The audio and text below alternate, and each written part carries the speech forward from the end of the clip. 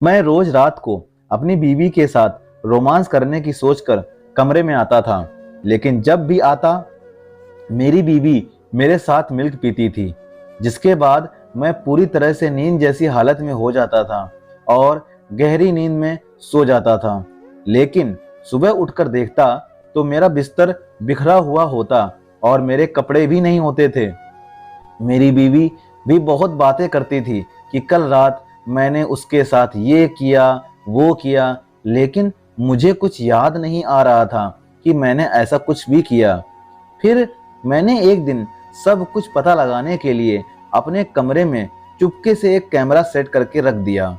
फिर दूसरे दिन जब मैंने कैमरे में सब कुछ देखा तो मेरी हालत खराब हो गई, क्योंकि मेरी बीवी मेरे साथ। दोस्तों, मेरा नाम मोहन है। मैं अपने बचपन में ही अपने माँ पापा को खो चुका था। तब से मैं अपने मामा मामी के साथ ही रहने लगा। जमीन जायदाद ना होने की वजह से मेरी परवरिश कुछ बेमन से हो रही थी, क्योंकि फ्री की देखभाल आज के ज़माने में कौन करता है। मेरे मामा जी एक अच्छे आदमी थे और वो मुझसे प्यार भी करते थे, क्योंकि उनके कोई भी संतान नहीं थी। लेकिन वो मामी जी की मर्जी के आगे कुछ भी नहीं कर पाते थे। उन्हें मामी जी की ही सुननी पड़ती थी। खैर, मेरी पढ़ाई के लिए मुझे एक अच्छे और बड़े स्कूल में एडमिशन दिलवाया गया। अच्छा स्कूल और अच्छी सुविधाएं होने पर स्कूल की फीस भी ज़्यादा थी। मामा जी को इससे कोई दिक्कत नहीं थी, लेकिन मामी जी को थी। उन्होंने मेरी पढ़ाई बीच में ही छुड़वा दी, क्योंकि वो इतनी फीस भरने के लिए तैयार नहीं थी। दरअसल मेरी मामी जी मेरे मामा जी की पसंद थी। इनकी शादी सबके खिलाफ जाकर हुई थी। कोई भी इनकी शादी से खुश नहीं था। मेरे नाना नानी जी भी जब तक जिंदा थे तब तक अकेले रहते थे, क्योंकि उन्हें मामी जी पसंद नहीं थी। मेरी भी पढ़ाई लिखाई बीच में छुड़वा कर वो मुझे प्राइवेट जॉब करने के लिए मजबूर करने लगी। मामा जी इसके खिलाफ थे, क्योंकि मेरी उम्र इतनी नहीं थी कि मैं कोई जॉब करूं। लेकिन मामी जी के आगे हम दोनों की ना चली। जैसे तैसे मैंने एक डिलीवरी जॉब की तलाश की और घर घर खाना पहुंचाकर कुछ पैसे कमाने लगा। लेकिन मैं सिर्फ कमाता ही था, लेकिन उन पैसों का इस्तेमाल तो मामी जी ही करती थीं। जब से मैं कमाने लगा था तब से मामी मुझे अच्छे से दोनों वक्त का भोजन देने लगी थीं। मुझे और चाहिए भी क्या था। अगर शांति से भरपेट 2 वक्त का भोजन मिल जाए तो। खैर, ऐसे ही दिन निकलते गए। एक दिन मेरी जॉब एक अच्छी कंपनी में लग गई। मैं ज़्यादा पढ़ा लिखा तो नहीं था, लेकिन कंप्यूटर पर अच्छे से काम कर सकता था, इसीलिए मुझे अच्छी कंपनी मिल गई थी। अच्छी कंपनी के साथ साथ अच्छी सैलरी भी मिलने लगी थी मुझे। इस जॉब से मामी जी का व्यवहार मेरी तरफ बिल्कुल अच्छा होने लगा था, क्योंकि उन्हें पैसे जो ज़्यादा देने लगा था। मैं जिस कंपनी में काम करता था उसी में एक सीमा नाम की लड़की भी काम करती थी। वो मुझे बहुत पसंद करती थी। मुझे इस बात की जरा भी भनक न थी कि सीमा मुझे पसंद करती है। लेकिन एक दिन कंपनी में कोई फंक्शन रखा गया। सब लोग एंजॉय कर रहे थे। इसी बीच सीमा ने आकर मुझे प्रपोज कर डाला। शुरू में तो मैंने उसे कोई जवाब नहीं दिया, लेकिन कुछ दिन बाद उसकी सभी बातें और सब लोगों के साथ अच्छा व्यवहार मुझे भी भाने लगा और मैं भी उसे दिल दे बैठा। हम दोनों की प्रेम कहानी शुरू हो चुकी थी। मैंने तो उसमें बहुत कुछ देखा था, पर उसने मुझ में क्या देखा ये मुझे आज तक पता नहीं चला। खैर, बात अब मामी और सीमा पे आ गई थी। सीधी सी बात है, अगर प्यार किया है तो उसके साथ घूमना फिरना, डेट पर जाना लाजमी था और उसमें खर्चा भी होता था। लेकिन जब मामी को पैसे कम मिलने लगे तो वो आग बबूला हो गई। फिर इस सब के बीच मैंने सीमा से दूरी बनाना शुरू कर दी, क्योंकि मुझे पता था हमारी शादी के लिए कोई नहीं मानेंगे। मेरे मामी तो वैसे भी नहीं मानेंगी और सीमा के घर वाले इसलिए नहीं मानेंगे कि मैं उनके जितना रईस नहीं हूँ। सीमा अपने माँ पापा की इकलौती बेटी थी, काफी अच्छे और बड़े खानदान से थी। जब जॉब भी उसने अपने शौक के लिए की थी, वरना उसका परिवार पैसे वाला होते हुए उसे जरूरत बिल्कुल भी नहीं थी जॉब करने की। सीमा भी दुखी रहने लगी। वो सिर्फ यही सोचती कि मैं उससे इतनी दूरी क्यों रखता हूँ। कुछ दिन बाद मुझसे अब बर्दाश्त ना हुआ सीमा का यूं दुखी रहना। आखिर में मैं उसे बेवजह सजा दे रहा था। मैंने सीमा को सब कुछ बता दिया। ये सुनकर सीमा को भी अजीब लगा, लेकिन उसने कहा कि उसके पेरेंट्स ना नहीं कहेंगे। वो लोग अमीर नहीं, दिल से अच्छा लड़का मेरे लिए चाहते हैं और मेरी पसंद को भी नहीं ठुकराएंगे। उसकी बातों से मेरे दिल को अब कुछ चैन मिला था। मैंने भी फिर मामा मामी से बात करने की सोची। शाम को घर जाकर सबने खाना खाकर जब सोने की तैयारी की तो मैंने उन दोनों से सीमा के बारे में सब कुछ बता दिया। मामा जी बहुत खुश हुए क्योंकि वो तो चाहते थे कि मैं अब अपना घर बसा लूं, लेकिन मामी का चेहरा कुछ सीकन से भरा हुआ था। उस समय उन्होंने कुछ नहीं बोला, लेकिन दूसरे दिन सुबह मेरे कमरे में चाय के साथ आई। मेरे साथ बैठकर ही चाय पी और मुझसे बातें करने लगी। मैं कुछ समझ नहीं पा रहा था, मामी का व्यवहार आज इतना बदला कैसे। जो मामी मुझे देखकर भी खुश नहीं थी, वो आज मेरे साथ चाय पी रही थी। लेकिन जब उन्होंने ऐसा कुछ कहा तो मेरा सारा वहम निकल गया। मैं समझ गया कि मामी इतनी मीठी क्यों बनी हुई हैं। दरअसल मामी ने कहा कि बेटा मोहन, हम तैयार हैं तुम्हारी शादी सीमा से करवाने के लिए। मैंने अपनी सहेली से बात की थी कल, जो तुम्हारी सीमा की पड़ोसन है। वो कह रही थी कि सीमा का खानदान बहुत अमीर है, ऊपर से वो इकलौती बेटी है अपने माँ बाप की। अब शादी के बाद तो उस सब जायदाद के मालिक तुम ही होवोगे ना। मुझे मामी पर बहुत गुस्सा आ रहा था कि इतनी लालची औरत भी कोई हो सकती है क्या, जो सीमा का पैसा देखकर उससे मेरी शादी के लिए राजी हुई है। इन्हें हमारा प्यार नजर नहीं आया। खैर, मैंने मामी की बातों को बीच में ही छोड़कर जॉब पर जाने की तैयारी करने लगा। ऑफिस जाकर मैंने सीमा से सारी बातें कह डाली। अब हम दोनों बहुत खुश थे। आज सीमा भी अपने माँ पापा से हमारे रिश्ते की बात करने वाली थी। जैसा सीमा ने कहा था बिल्कुल वैसा ही हुआ। उसके माता पिता ने हमारे रिश्ते को स्वीकार कर लिया। सीमा ने मुझे कॉल करके अपने घर पर बुलाया और अपने माँ पापा से मिलवाया। मुझे उन लोगों से मिलकर बहुत अच्छा लगा। मुझे ऐसा एहसास हुआ जैसे मैं अपने माँ पापा से मिला हूँ।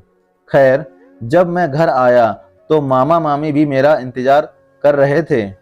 वो कह रहे थे कि कल हम लोग सीमा के घर जाकर उसके हाथ में शगुन देकर आएंगे। मैं बहुत खुश था क्योंकि माँ पापा के जाने के बाद इतनी कठिनाई का सामना करना पड़ा था, लेकिन अब सीमा से मेरी शादी होगी ये जानकर मैं दिल ही दिल में खुशी के लड्डू फोड़ रहा था। खैर, हमारा रिश्ता पक्का कर दिया गया और शादी की तारीख भी निकाल दी। दिन कैसे निकल गए कुछ पता ही नहीं चला। आज वो दिन था जिस दिन मेरी शादी सीमा से होने वाली है। घर में खुशियों का माहौल और ढोल नगाड़े की आवाज मुझे बहुत सुकून दे रही थी, लेकिन एक तरफ मुझसे ज़्यादा दुख किसी को नहीं हो रहा था, क्योंकि आज मैं अपने माँ पापा को बहुत मिस कर रहा था। मेरी आंखों में आंसू आ गए ये सोचकर कि काश आज वो हमारे साथ होते तो कितना खुश होते। लेकिन अब मैं कर भी क्या सकता था। खैर, शाम का समय हुआ। मेरी बारात खूब धूमधाम से निकली और सबके आशीर्वाद के साथ मैं और सीमा शादी के बंधन में बंधे। मैं अपनी सीमा को अपने घर लेकर आया और सारी रस्मों का पूरा किया। अब सब मेहमान भी अपने अपने घर जा चुके थे। मामी तो दहेज में आए सामान को ही बार बार देख रही थी। मैं इस सामान के बिल्कुल खिलाफ था, लेकिन सीमा के माता पिता ने खुशी से दे दिया था। खैर, रात का समय हुआ और सीमा अपने कमरे में चले गए और अपने पुराने दिनों को याद करते हुए एक दूसरे के साथ हमारी सुहाग रात को एंजॉय करने लगे। दोस्तों, दूसरे दिन हम लोगों ने सीमा के माता पिता को खाने पर बुलाया। उन लोगों के आने के बाद हम लोगों ने खाना खाया और खूब बातें की। फिर वो लोग भी चले गए और हम भी शादी में आए गिफ्ट को खोलने लगे। घर में खुशी का माहौल था चारों ओर। इसी तरह दिन निकलते गए। हमारी शादी को 1 महीना ही बीता था कि एक अनहोनी हो गई। मेरे मामा जी की तबीयत अचानक से बिगड़ गई थी। उन्हें हम शहर के हॉस्पिटल लेकर गए थे। तभी डॉक्टर ने उन्हें जयपुर बड़े हॉस्पिटल में रिफर कर दिया। दोस्तों, दरअसल मेरे मामा जी को हार्ट अटैक हुआ था। जयपुर ले जाते समय रास्ते में ही वो हमें और इस दुनिया को छोड़कर चले गए थे। मैं पूरी तरह से टूट चुका था, क्योंकि माँ पापा के जाने के बाद सिर्फ वो ही थे जिन्होंने मुझे दिल से अपना माना था और एक बेटे की तरह मेरी हर ख्वाहिश पूरी की थी। लेकिन अब होनी को कौन टाल सकता था। आधे रास्ते से ही उन्हें घर पर लाया गया और गमगीन माहौल में उनका अंतिम संस्कार किया गया। सब लोग दुख में डूबे हुए थे। हम लोग मामी जी को संभालने में लगे थे, क्योंकि उनसे ज्यादा दुखी कौन हो सकता था। आखिर अपना पति खोया था उन्होंने। खैर, मामा जी की तेरहवीं की गई और अच्छे से पंडित भोज करवाकर गरीबों में दान दक्षिणा की। अब मामी जी भी अच्छी हो गई थीं। वो मुझे और सीमा को अपना ही बेटा बहू मानने लगी थीं और अच्छे विचार के साथ अच्छे काम करने लगी थीं। लालच से बिल्कुल छुटकारा पा चुकी थीं। सब लोगों के साथ मीठा व्यवहार और नेक दिल हो जाने के बाद मैं भी उन्हें अब दिल से अपनी माँ की तरह मानने लगा था। खैर, कुछ दिन ऐसे ही निकले, लेकिन कुछ दिन बाद मेरे साथ अजीब सी हरकतें होने लगीं। जैसे भी मैं सीमा के साथ रोमांस करने का सोचकर कमरे में आता तो हम लोग पहले दूध पीते थे। जैसे ही मैं दूध पीता तो मेरी हालत बेहोशी जैसी हो जाती और एकदम गहरी नींद में आ जाता। सुबह जब उठकर देखता तो मेरे शरीर पर आधे कपड़े होते थे और बिस्तर भी पूरी तरह से बिखरा हुआ होता था। सीमा मुझसे रात वाली बातें करती कि मैंने उसके साथ ये किया वो किया, लेकिन मुझे कुछ ना याद होता। मुझे सिर्फ इतना याद होता कि मैं दूध पी रहा हूँ। उसके बाद मैं क्या करता हूँ क्या नहीं, मुझे कुछ भी याद न रहता था। मैंने कुछ दिन तक अपना वहम और काम की थकावट का नतीजा समझकर इस बात को गौर नहीं की थी, लेकिन ये तो अब रोजाना होने लगा था। एक दिन मैंने अपने एक दोस्त से इस बारे में बात की। अनुज मेरे बचपन का दोस्त था, मेरे हर सुख दुख का साथी। मैंने जब ये बात अनुज को बताई तो उसे भी बहुत अजीब लगा और उसने इसका हल निकालने का सोचा। वह मेरे घर पर आया और सीमा से बात करने की कोशिश की, क्योंकि वह मेरे साथ साथ सीमा का भी दोस्त था और एक ही कंपनी में हम तीनों का काम करना था। इसी वजह से हम तीनों अच्छे दोस्त भी थे। उसने सीमा से पूछने की कोशिश की कि कोई दिक्कत तो नहीं है। उसने सीमा से कहा कि मोहन भी आजकल एक अजीब सी कसमकस में रहता है, लेकिन सीमा ने उसे कुछ भी नहीं कहा। सब ठीक है बोलकर बात को बदल दी, लेकिन मुझे जरूर ऐसा लग रहा था कि कोई तो बात है जिसकी वजह से आजकल मेरे साथ ऐसी घटना होती है। सीमा रात के रोमांस की इतनी तारीफ करती है, जबकि मुझे तो कुछ भी याद नहीं रहता कि मैंने कब सीमा को छुआ। फिर मैंने सोचा कि कहीं मेरी तबीयत तो खराब ना हो, जिसकी वजह से मेरी याददाश्त में कोई दिक्कत हो गई हो।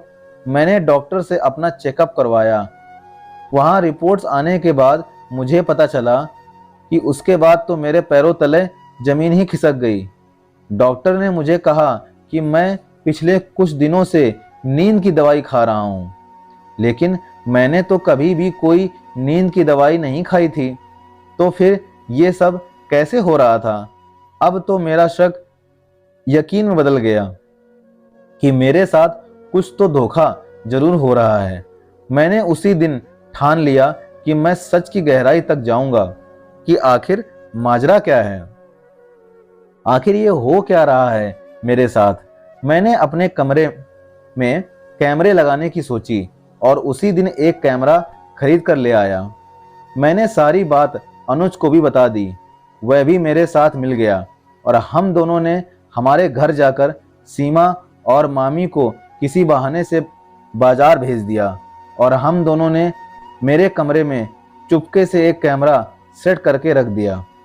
अब कल कैमरे में सब सच सामने आने वाला था कि आखिर मेरे साथ होता क्या है। अनुज भी अब चला गया था और मैंने भी अपने ऑफिस के काम की फाइल खोली और काम में लग गया। कुछ देर बाद सीमा और मामी भी बाजार से घर आ गए थे। शाम का टाइम हुआ, सब लोगों ने खाना खाया और सोने चले गए। तभी कमरे में मैंने और सीमा ने दूध पिया और फिर उसी अवस्था में आ गया जैसे रोज आता था। दूध पीते ही मैं बेहोश सा होने लगा और गहरी नींद में सो गया। लेकिन दूसरे दिन सुबह उठकर देखा तो मेरा वही हाल था जो रोजाना होता था। लेकिन आज मैंने अपना हाल नहीं देखा। जल्दी से सीमा को कमरे में ना पाकर मैं मौके का फायदा उठाया और कैमरा उतारकर अपने लैपटॉप में देखने लगा। जैसे ही मैंने कैमरे में सब सच्चाई देखी तो मेरी तो मानो पूरी दुनिया ही हिल गई हो। मैंने देखा कि सीमा किसी गैर मर्द के साथ संबंध बना रही है और मैं दूसरी तरफ एक कोने में गहरी नींद में पड़ा हुआ हूँ। मेरी आंखों के सामने सब सच्चाई आ चुकी थी। मैं बिल्कुल टूट कर बिखर चुका था। जिससे मैंने जान से भी ज्यादा प्यार किया वो मेरे साथ धोखा कर रही थी। तभी मैंने हिम्मत की और सीमा से सब कुछ पूछने लगा। सीमा रो रही थी। तभी अनुज आ जाता है और कहता है कि सीमा से नहीं, अपनी मामी से पूछ कि असली सच्चाई क्या है। मैं कुछ समझ नहीं पाया था। तभी मामी भी रोते हुए वहां आ जाती है और मेरे पैरों में गिरकर रोने लगती है। मामी सब कुछ सच सच कह देती है कि उसने ही सीमा से यह सब करवाया। पैसों के लालच में आकर उन्होंने सीमा को मुझे जान से मारने की धमकी देकर लोगों से धंधा करवाना शुरू करवा दिया। मामी ने कहा कि मैंने ही सीमा को डरा धमका कर मजबूर कर दिया कि वो तुम्हें रात को नींद की दवाई देकर सुला दे और जो भी मर्द रात को आए उसके साथ संबंध बनाए और इससे मुझे खूब पैसे भी मिलेंगे।